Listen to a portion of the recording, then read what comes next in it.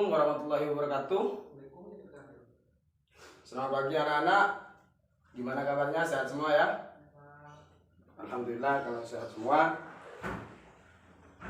Sebelum saya mulai pembelajaran hari ini, agar lebih baiknya kita berdoa bersama agar pembelajaran kali ini bisa berjalan dengan lancar dan juga mendapatkan ilmu yang bermanfaat. Ala hadiniyah wa ala kulli niyatin sholihah. Al-Fatihah.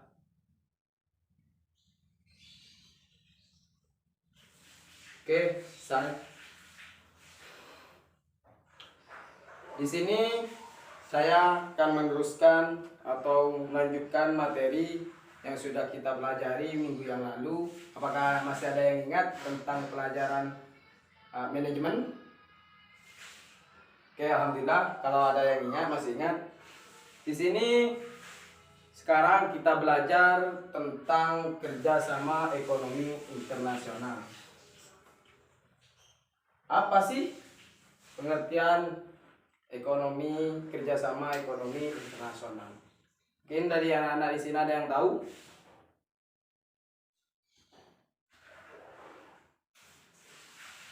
Tidak ada yang tahu ya? Kalau tidak ada yang tahu, saya akan menjelaskan tentang pengertian ekonomi internasional.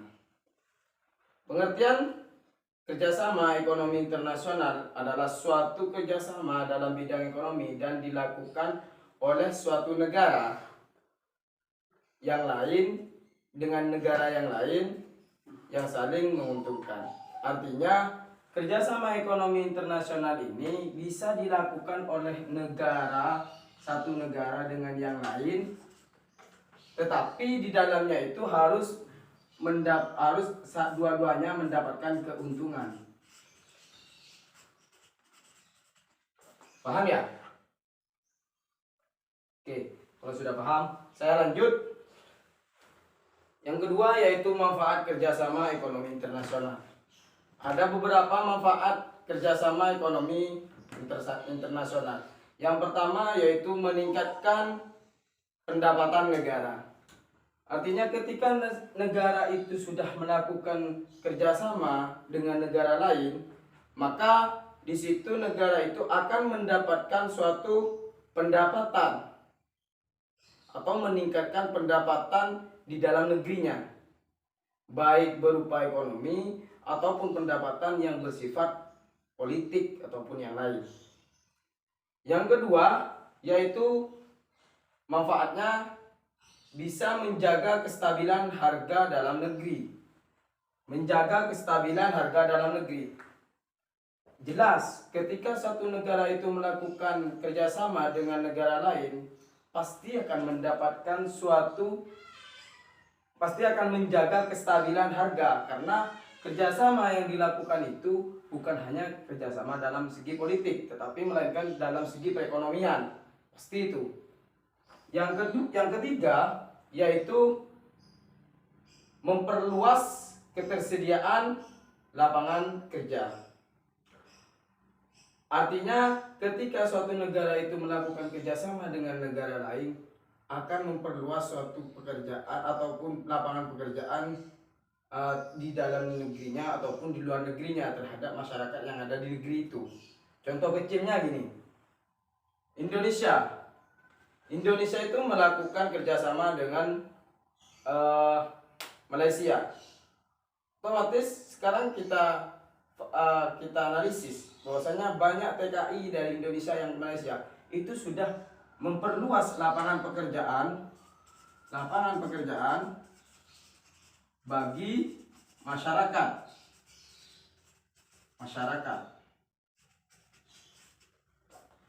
Nah, seperti itu. Terus yang keempat yaitu mempercepat pembangunan nasional. Artinya mempercepat pembangunan nasional ini,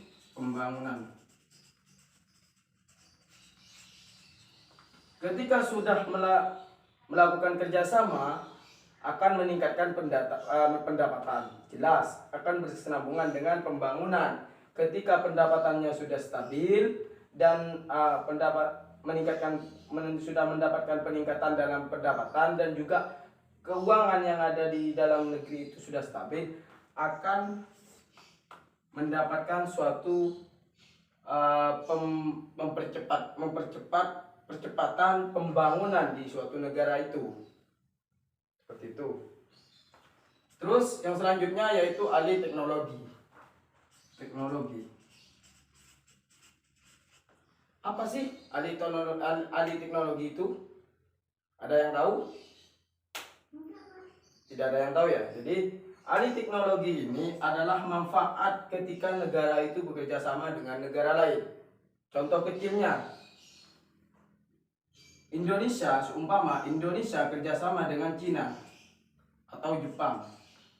Di Jepang itu teknologinya sudah melesat, sudah jago, sudah tingkat tinggi. Nah, kalau Indonesia ini melakukan kerjasama, otomatis Indonesia akan memproduksi teknologi yang ada di negara itu, sehingga terjadilah yang namanya peningkatan teknologi yang ada di negara sendiri.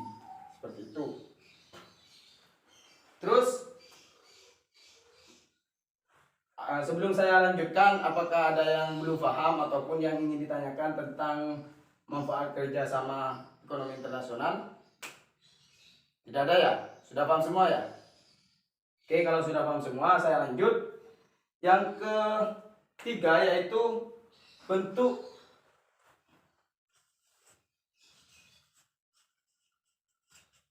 bentuk-bentuk kerjasama ekonomi internasional. Yang pertama itu kerjasama ekonomi bilateral.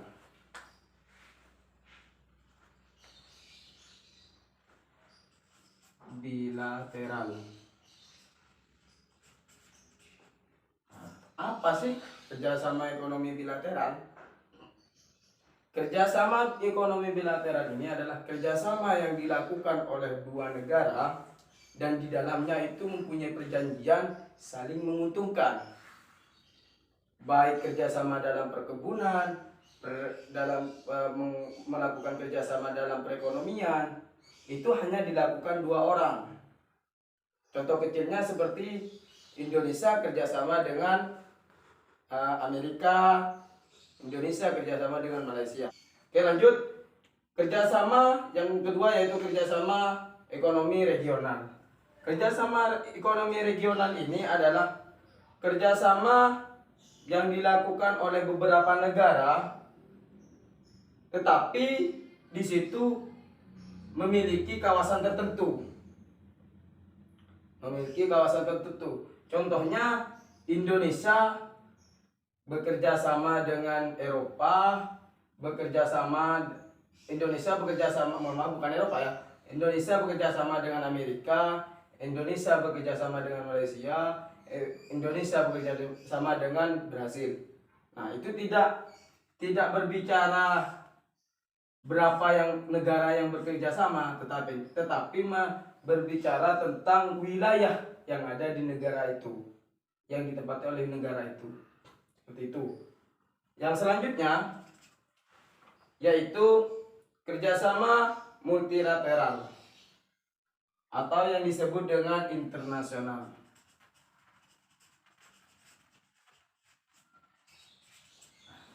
Kerjasama multilateral ini kerjasama yang melibatkan banyak negara dan tidak ada batasan wilayah atau tidak ada batasan kawasan. Jadi kerjasama internasional ini namanya saja sudah internasional, berarti sudah mencakup seluruh dunia, seperti itu. Yang selanjutnya yaitu kerjasama antar regional.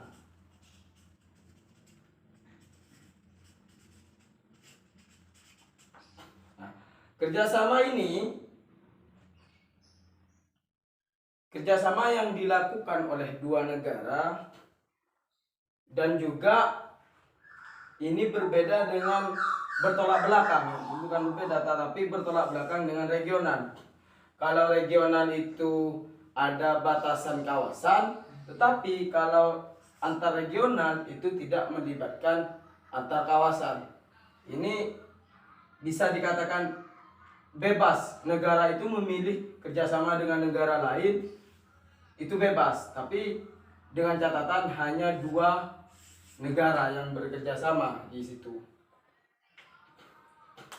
Mungkin ada yang belum paham dari sini, dari materi bentuk kerjasama ekonomi internasional. Oke, sudah paham semua ya. Saya lanjut. Ada yaitu selanjutnya lembaga-lembaga kerja sama ekonomi internasional. Jadi menurut yang saya baca dari beberapa artikel itu banyak lembaga-lembaga kerjasama ekonomi internasional. Ada lembaga ASEAN, ASEM, Eropa dan yang lain. Tapi di sini saya akan membacakan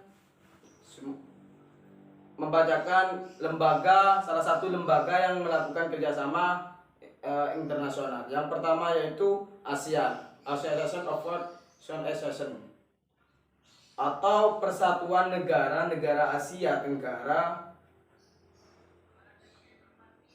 Kerjasama negara-negara untuk menjaga kestabilan politik, ekonomi, dan sosial budaya di Asia Tenggara. Jadi kerjasama ini dilakukan atau dibuat itu karena menginginkan suatu kerjasama dalam segi perekonomian agar perekonomian stabil, dalam segi politik itu juga stabil, dalam segi sosial budaya itu juga stabil. Maka dibentuklah lembaga ASEAN pada tanggal 18 Agustus 1967. Nah, dari ini sudah kita ketahui sejarah lembaga kerjasama ekonomi internasional yang sudah kita laksanakan atau yang sudah negara-negara laksanakan.